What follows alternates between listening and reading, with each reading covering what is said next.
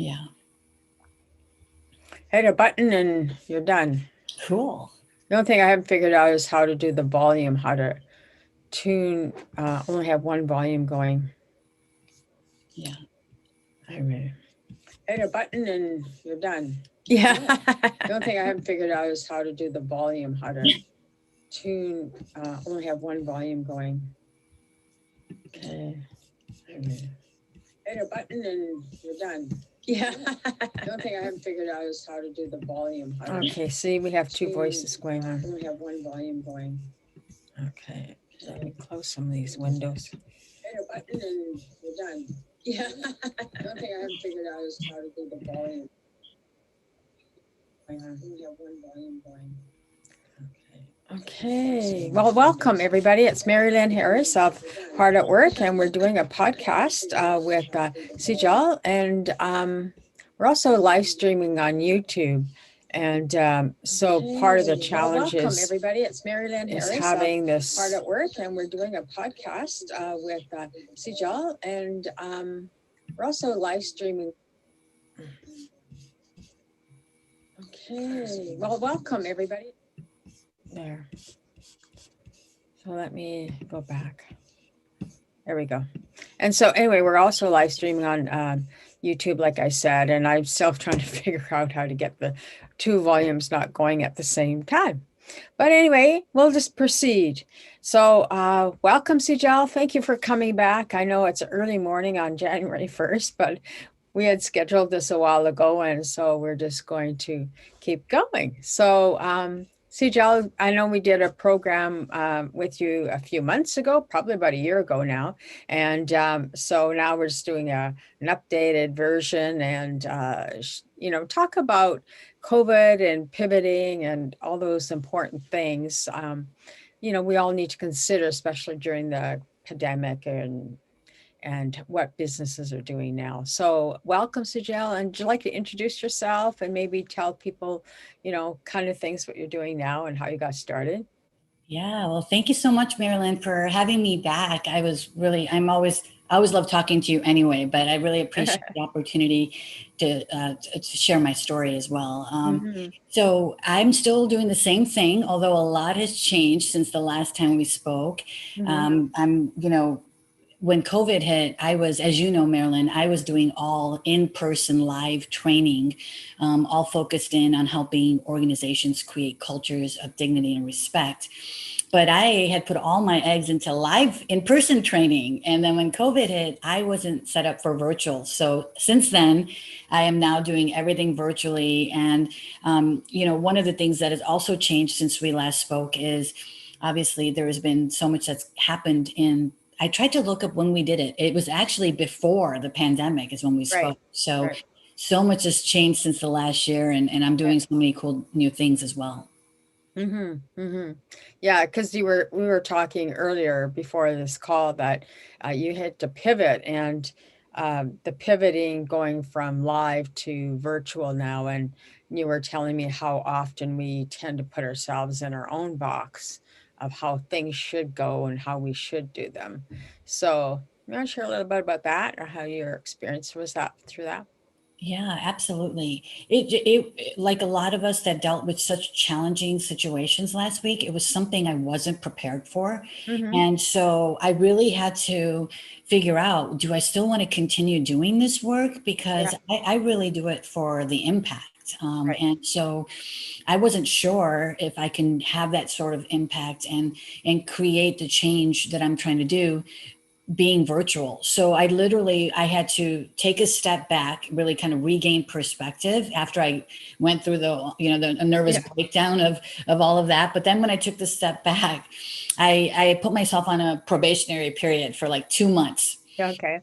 I had a couple of companies that were sending me training work who were already set up for being virtual. And so I said, okay, you know what? I'm going to take this on. I'm going to give it a try. I'm going to read every single evaluation that comes back and make sure, is this still what I want to do? Am I still delivering that impact? And so the silver lining, which I saw a few months after, was that it really opened up the doors for me, because now I can train virtually. In fact, I like it. because I can do a lot of creative things with my training that maybe in person I couldn't, like the Right. breakout rooms and I can show videos and I can just be really creative with my training, but also train people all over the world Right. on these issues. So it just, the scope of my business just exploded. So, but of course, like everything in hindsight, Right. at the time I was, I wasn't sure if I was going to make it past COVID or my business was going to survive. So. Yeah. Yeah. Yeah. No, I think it's so true is that, something happens and we just freeze and we talk about pivoting. I mean, I feel I'm pivoting all the time, but um, I guess that's just because when you're an entrepreneur, you have to keep doing that. Because if you're working with somebody else, maybe not so much because you're under their guiding rule, right?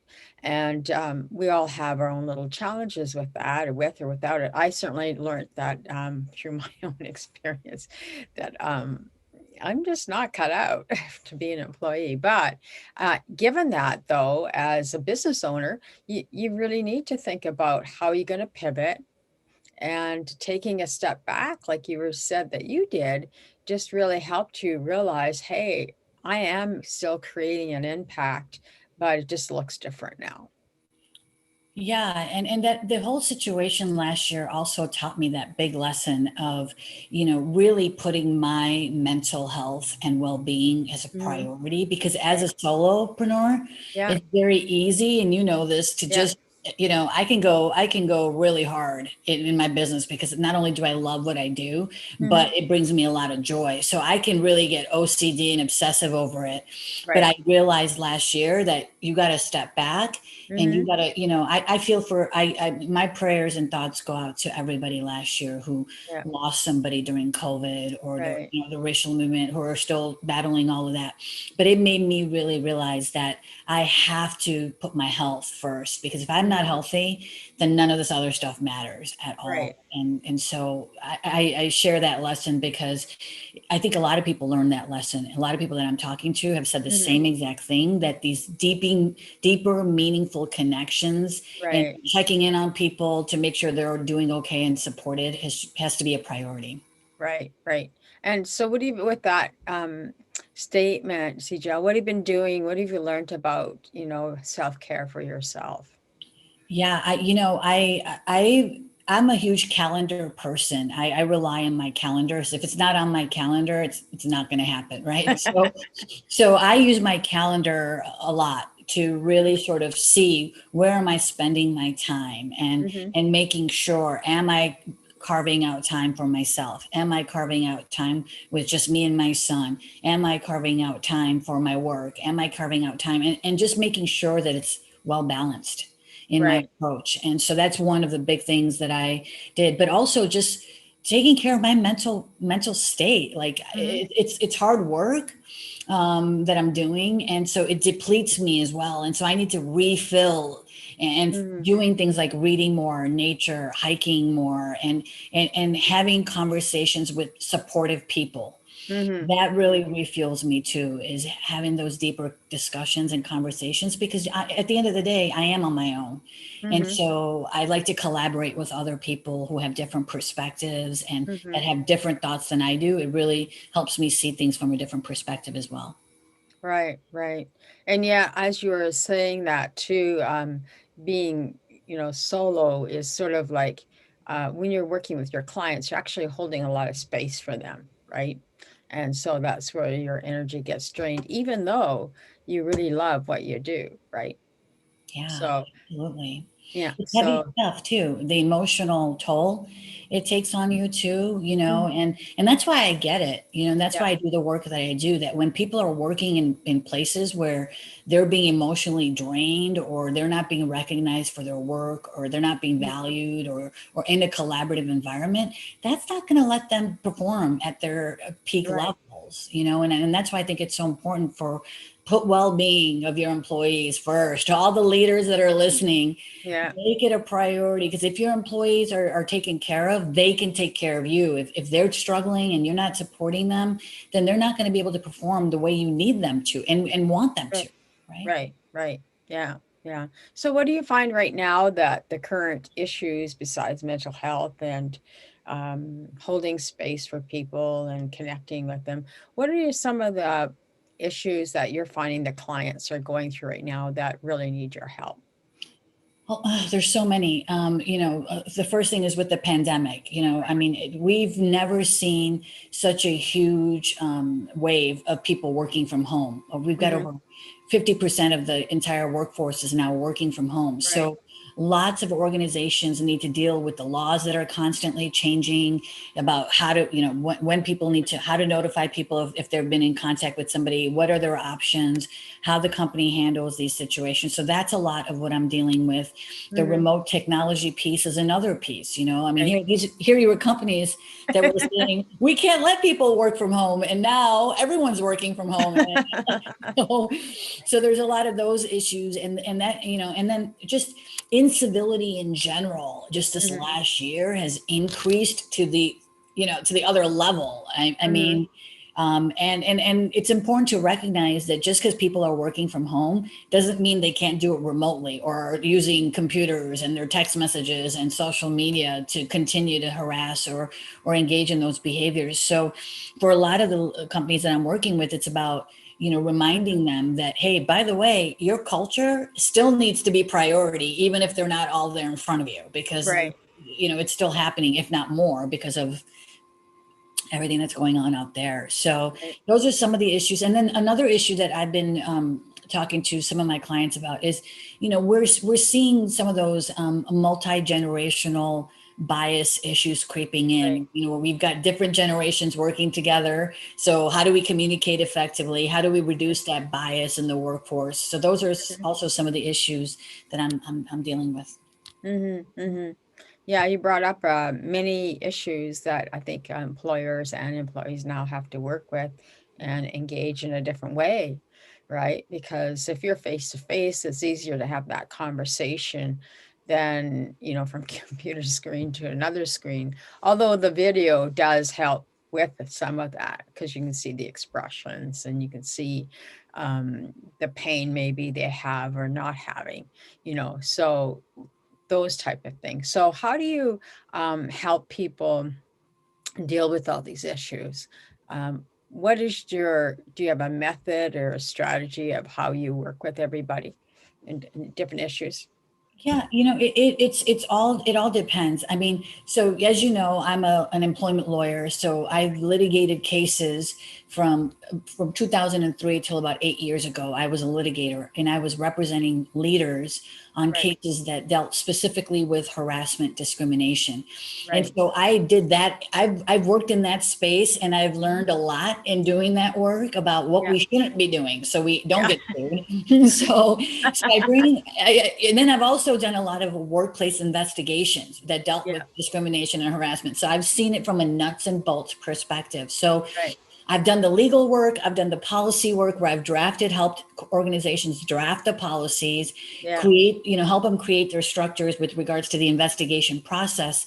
And where I'm landing right now, the work that I'm doing currently is the training piece. That's Right. really where I feel like I can make the best impact. And so Right. where I come in is I think that we need to proactively Right. address these situations and not wait till we get slapped with the lawsuit.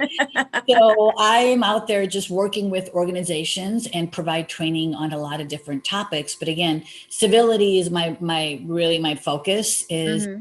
how do we create environments where there's psychological safety within the Right. organization, right? So that's Hmm. a lot of the work that I'm doing right now. Right, right. Yeah, and I think it's so important because there's so much the way everybody communicates is differently. And if you want an organization wants a certain person to communicate in a certain way, then they need to tell them how they want them to do that, right? Exactly. And don't forget, I mean, because of this last year, Hmm. because of the fact that people are working globally now, I mean, it is Right, it's like fast forward, right? We right, weren't ready for this globalization at the rapid race right, pace that had happened last year. And so the other issue that's caused an increase in incivility is now you're dealing with people from all sorts of diversity. Right. different cultures, but diversity of thought, different countries, different, or, just so much diversity that is going to create differences between us. And Mm-hmm. because of those differences, there are new challenges that we have to make sure we address that we weren't addressing before, like microaggressions. Right. This was something that in most organizations is baked into the culture of the organization, and it's become normal. But guess Right. what? Now we have to talk about microaggressions because we need to address those issues so we don't have a toxic work environment and we don't end up in court. Right. So really we're dealing with a lot of issues that have sort of been kind of swept underneath the rug that are like right there in front of us now. And we're like, we can't ignore these issues anymore. Yeah. Yeah. I was, as you're talking, I'm kind of thinking of, different cultures have their own understanding what communication is, right? And then you have another ethnic group who has their own other way of, and then like you say, you have your different biases, and then you have older and younger people now communicating with one another, right? Mm-hmm. So I find that is also an issue in some workplaces as well. Absolutely. The multi-generational bias issue, like I said, that's a huge one that I'm dealing with right now. And this is why I say that there's no one size fits all solution. Right. You have to look at who you're working with and what your issues are inside of your organization, and then create a plan around that. And so that multi-generational issue, I was having a conversation with a senior HR person just like 3 weeks ago on this issue. And she was telling me how they had a diversity and inclusion expert come in and do some training, and the training was good. Yeah. But as I was talking to her about it, I started asking questions because every time I go in to do a training with an organization, I do a deep dive to understand what am I going into so that I can tailor my presentation for that organization. During this conversation, I started asking her about the demographics of that particular company. And one of the questions I said is, can you tell me just the ages of the people that are working there? And then she's like, well, why do you want to know that? And I go, well, some of my clients are dealing with this multi-generational where they're having communication issues, and there's complaints already coming out from that. And she's like, that's so interesting that you're asking about this issue, because we've had a lot of issues around that. And the other person that came in, they never even covered that topic in the training. And I go, well, this is the thing. You have to customize your plan according to the issues you have, because if you don't deal with those issues, it's going to result, it's a ticking time bomb. Right. So, and again, nothing against the other DI expert that came in and did the training. They did a good job from what I heard, but I think it's important that we need to look at the issues present within that company and create a plan, a training that's going to address those needs. Right. And it's a plan. It's not a one-time training. That's no, that is not, I mean, no matter how good you are at training, it's not a one-time phase. Yeah. It's an ongoing concern and an ongoing issue that we have to deal with, right? And I don't know, I guess my recent experience, I found that they tell you to do this and do that, but they don't really show you, or they don't have any training.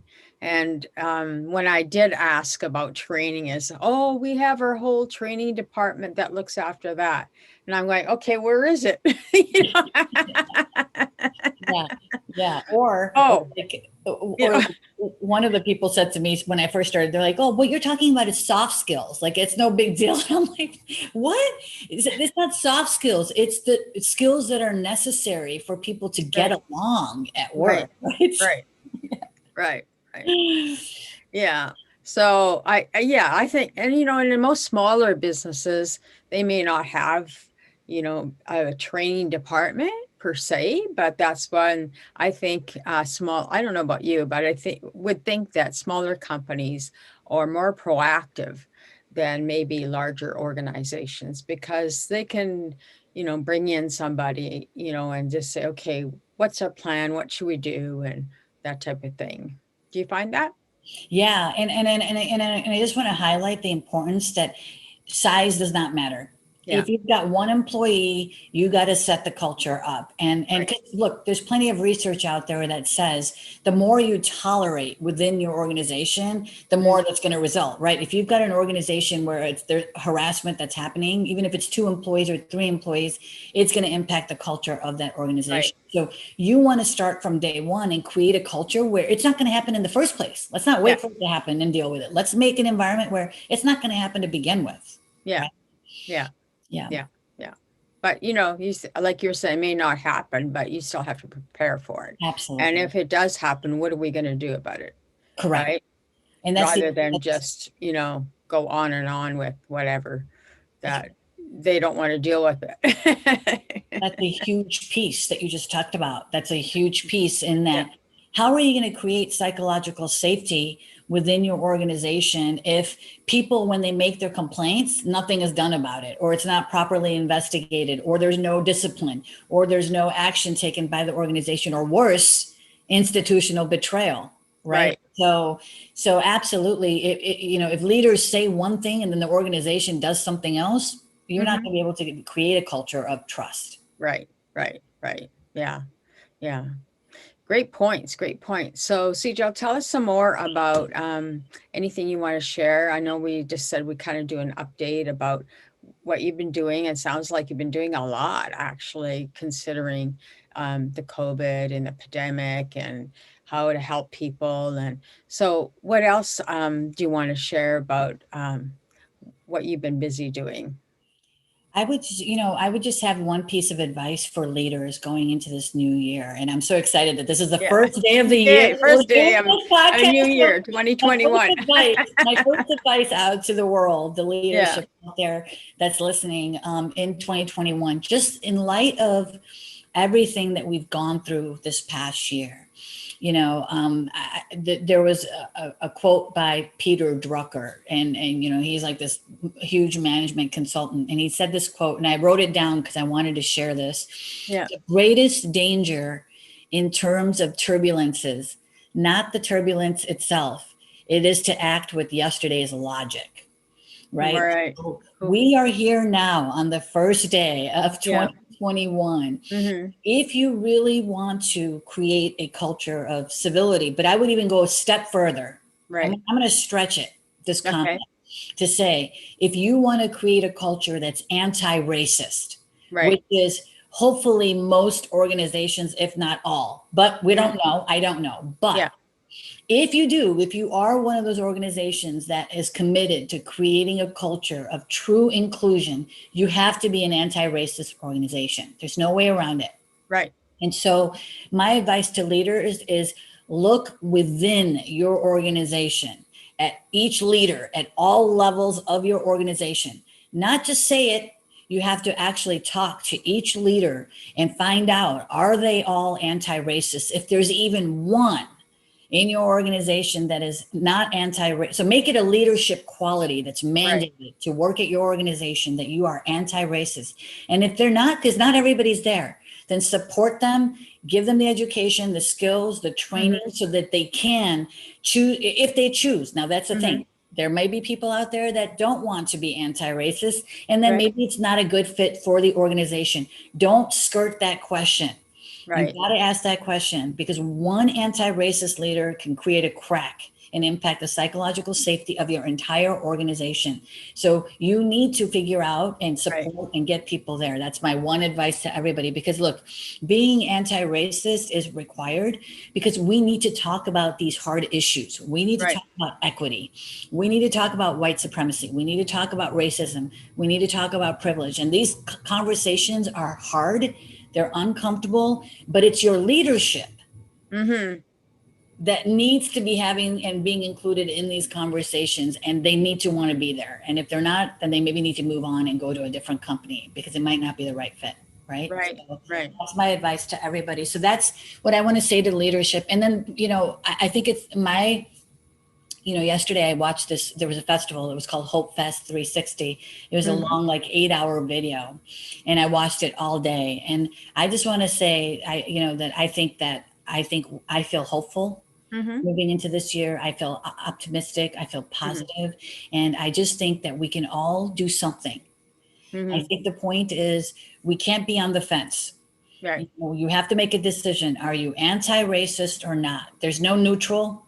You have to pick a side, and then just take small steps. Whatever you're comfortable with, but you have to pick a side, and then you have to help people that maybe are on the other side see a different perspective. Right. Try to see it and do something. Let's do this collectively. We can make a huge impact and really change this year to be the best year ever. Yeah, absolutely. I was just thinking about that as we were talking earlier, but this is the first year day of 2021. Yeah. So we're having this awesome conversation about, cultural change and anti-racism and biases and, all the things that I think that are, like you were saying, brushed underneath the carpet. But fortunately, I think the pandemic has brought it out again into the light. And just to say, we really need to look at this, because if we don't, it's really harming our organization and the employees that are within it. Right? Because if your employees have nowhere to go to get help, I think somebody said to me one day or I read one day that, HR is not your friend. They are representing the company. And if you have an issue, you really can't go to HR because they're not there for you. They're there for the company. Do you want to address that? Yeah. Or do you find any of that going on? Yeah, that's a stereotype that's out there. We can't deny it. And I've tested out that theory, because when I've gone to conferences and I've spoken at public events, I've asked HR, and being in HR is one of the most toughest fields to be in right now. So I have mad respect for anybody that's in HR right now, because wow. But, I will tell you that I've asked him a very simple question. If somebody came to you, if an employee came to you and said that they were being harassed by their supervisor and told you their side of the story, and then you went to the supervisor and you asked them their side of the story, which is, of course, going to be usually different than the employee's side of the story, which side would you choose? And I have heard from HR's mouths themselves say, probably the manager. Yeah. It's a stereotype that's out there, but here's the deal. HR should be neutral. They need to work on addressing that stereotype very, very much so, because HR needs to be a place where employees can go and have somebody neutral objectively look at that complaint and resolve it. Because this is the thing. It's really, in my opinion, you can do a lot to resolve these complaints if you handle them the right way. Right. Most of these complaints can be resolved before they end up in front of a courtroom. Most of them, if you have dignity and respect in your organization and you take that issue seriously for each employee. And so, HR has some work to do to work on that. They should be neutral. And this is harmful to organizations to have this be a stereotype, because here's the thing. The organization can't address the issues until they know about them. But if the employees don't even feel safe going to HR, now we got a huge problem. We can't fix something we don't know about. Right. So you want to encourage people to speak up, to come to HR, to go to their managers, to have conversations amongst each other, to be able to talk to each other and say, hey, when you did X, Y, or Z, it crossed a line for me. It made me uncomfortable. Can you please not do that again? Employees need to be able to have these conversations. And if they can't resolve the situation, they need to be able to go to HR. So do more to empower your employees and create a situation where they come to you, speak up. So before we end up down there and end up Yeah. I find some organizations, like you were saying, it's important that, as an employee, you should be able to go to your manager and HR and help get it resolved. But I think, from some of the organizations I've worked with, is that employees are too scared. And so they don't say anything. Yeah. Even though there are major issues going on. But, if somebody does speak up, it's sort of like, oh, you're the problem. That's right. So, No, and I did a little research on that myself about harassment, and that was the most issue. HRs don't want to deal with it, so they blame the victim. It's true. 3 out of 4 people don't report. Yeah. For that very reason, Yeah. Because they're afraid of retaliation. They're afraid no one's going to believe them. Yeah. They don't know their rights. I mean, 3 out of 4 people are not reporting. That's a huge problem. Right. But I will tell you that, at least from my perspective, what I'm seeing is that this last year, the tolerance for putting up with that type of stuff in the workplace or incivility in the workplace has gone down significantly. People are not putting up with it anymore. That's good news. Yeah, it's good news. Because we really need to have more civility in our workplaces. And whether we call that respect or whatever, we all need that, right? True. Yeah. And that's the other side of what I was saying earlier, is you start with your leaders, but the other part of that, the other side of that coin, is you want to find out what's making your employees happy and what's not making them happy. So don't speak for them. You got to ask them. Right? You got to ask them. And so I had a leader tell me the other day, we don't get any complaints here, so we don't have any problems. And I just chuckled. And I'm like, really? Is that what you think? When was the last time you asked them, though? Just to find out. And of course, the answer most of the times is we haven't asked them. Yeah. So now you don't want to know the answer. You don't want to know the answer. Well, here's the deal. You got to find out the answer so you can address the issues that are going on proactively. Yeah. Yeah. So ask them, ask your employees, what makes you happy at work? What doesn't make you happy? What can we do as an organization to support you? And we each want something different. For me, when I was working and I'm with you, Mari-Lyn, I don't ever want to work for anybody else ever again either. But when I was working for other people, the things that made me happy were things like, I like being in a collaborative environment. I've never worked well with being competitive. I don't like to compete against other people. So I want to be surrounded by people who value my skills, who let me speak my ideas, right? But the other thing that makes me happy too is I want to be treated with dignity and respect when I'm at work. I work hard and I want to be given dignity and respect. That's important to me. And then I also get happy. I'm very purpose driven. So for me, the work that I'm doing has to be for a very good purpose, and it has to align with me. But everybody's different. So you've got to look at who you're working with and figure out what makes them happy, and then come up with a big plan on how you're going to find some shared goals and shared mission and shared values. And then you find the right people that it aligns with. And I think that's the piece that's missing. And I think last year has taught us that. It's forced us all to kind of go back and figure out what is important for me and how do I want to move forward? How do I want to show up this next year? Yeah. Yeah, totally. Yeah.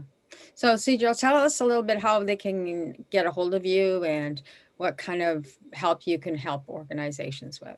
Yeah. So if you want to learn about the services that I provide, you could just go to my website at Train Extra. It's www.trainxtra.com. So there's no E in the extra. And then, so I've listed out everything that I offer. It's primarily, like I said, I'm focused in on the training piece. So if you need any help with any kind of training regarding culture or leadership, I'd be happy to speak with you. And then the other thing I would say is I'm the only social media platform I'm on right now is LinkedIn. So if you're on there, follow me on LinkedIn. I'm a huge believer in sharing resources, sharing information, providing guidance, and even resources. I think it's so important to share quality, factual information, credible information. So follow me on LinkedIn. I'd be happy to connect with you there. And those would be the best ways to get a hold of me. Yeah. And of course, we'll update you on the podcast Hard at Work, the website for the podcast. And of course, you'll be found on YouTube and of course, Anchor FM under Impactful Legacy. That's what the podcast is about. And it's just about speaking to people who are making the impact, helping companies and organizations to leave a positive legacy in the workplace. Of course, mine is always about kindness. Kindness makes an impact too. So, and it goes along really with what you're doing, right? Respect and civility. Yeah. So cool. So I'm going to end the call today, but thank you so much for joining me today in the first day of January of 2021. Thank you. know that there is hope and inspiration and love in the world today. And we just have to keep sharing that and really listen and understand and ask questions, rather than making a lot of assumptions. So I'm going to just end the call and just say, please be kind to each other, because that's all we have. And thank you so much, Sejal, for joining me again today. I so appreciate you. And we'll chat with you soon. Thank you. Okay, thank you, everybody. You have yourself a great day.